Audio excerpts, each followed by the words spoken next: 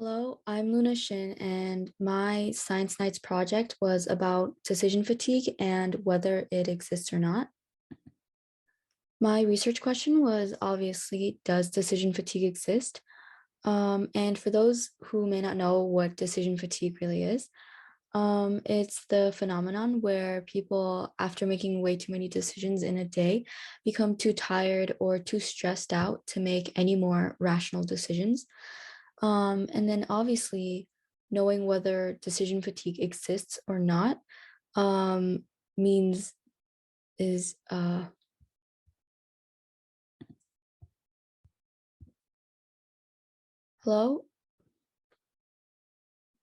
hello. I'm Luna Shin, and today I'm going to talk about whether decision fatigue exists or not. So my research question was obviously, does decision fatigue exist?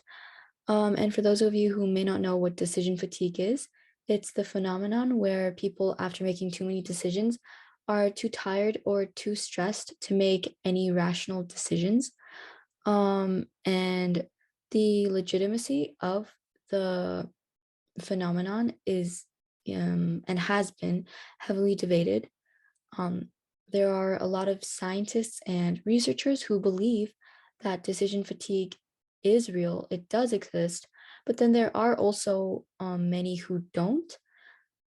So it's more of a theory than a factual, actual phenomenon that occurs.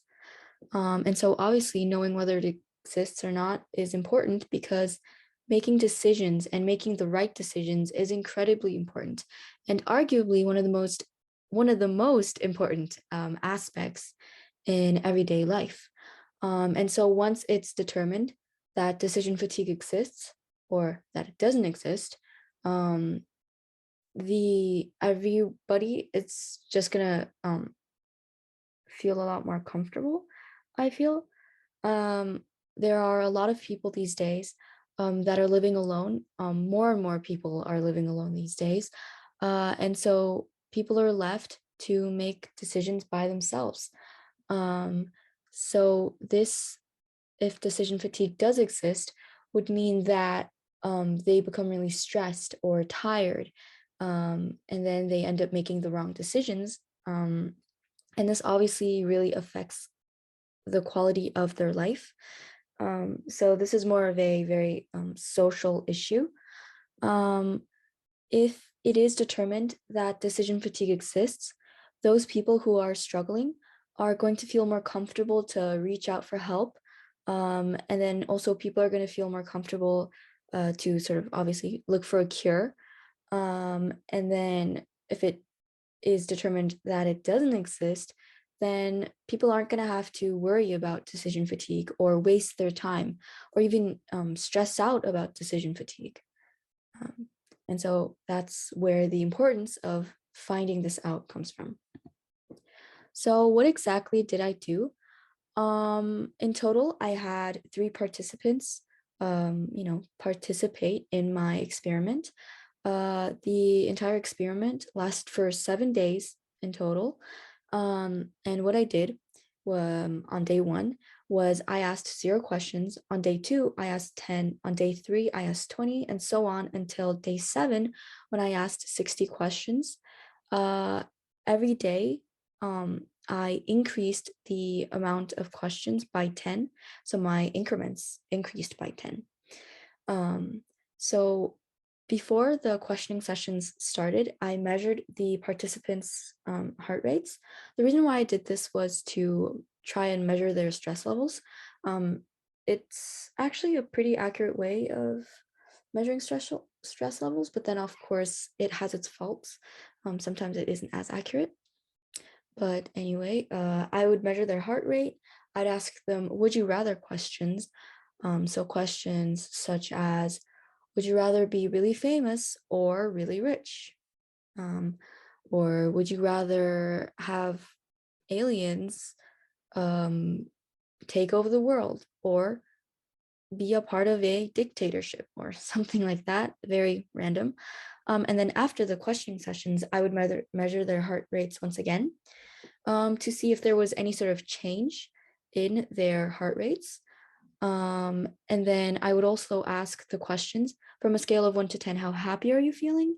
And also from a scale of 1 to 10, how energized are you feeling? Obviously, to determine how happy they were feeling and how energized they're feeling. And I did this to see if there was any sort of trend in this data from each day. Okay. So this is the first participants' data. So there was a sort of trend that was starting to emerge. If you look at the energy levels, on day one, it's 7. On day 2, it's 8. Day 3, it's 5. And then on day 4, it pops up to 7. So there was a bit of a, and after day 4, on day 5, 6, and 7, the numbers seem to just kind of not really fit the trend anymore, obviously because it kind of went up and it went down and it went up again. So a theory emerged that maybe the participant had gotten used to answering all these questions, the would you rather questions.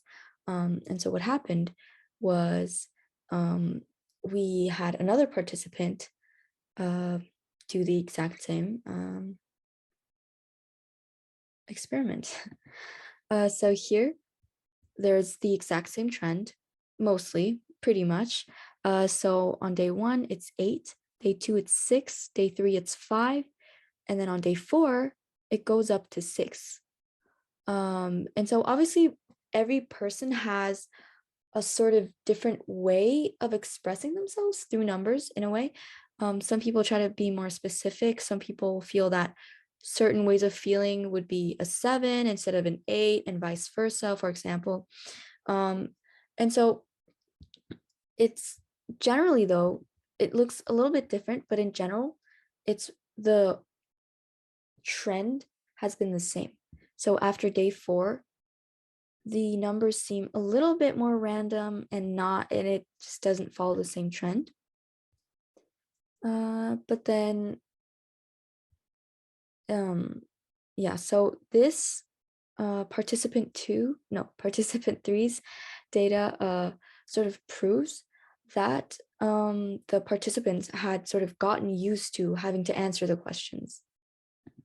And then this is participant 2. This was sort of more on the smaller scale.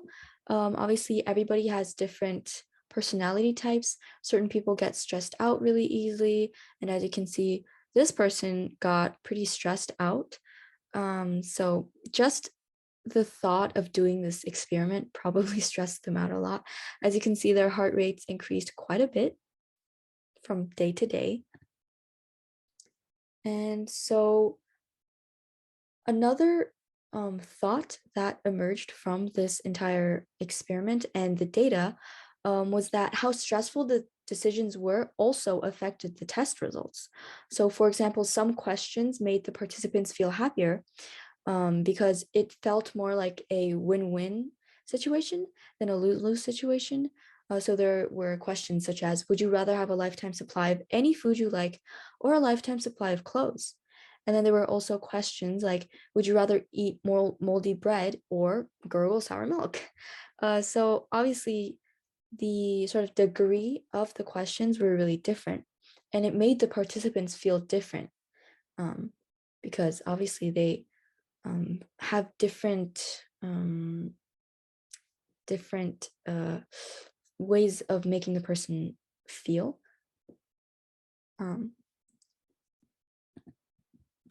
So how would these test results get applied to everyday life?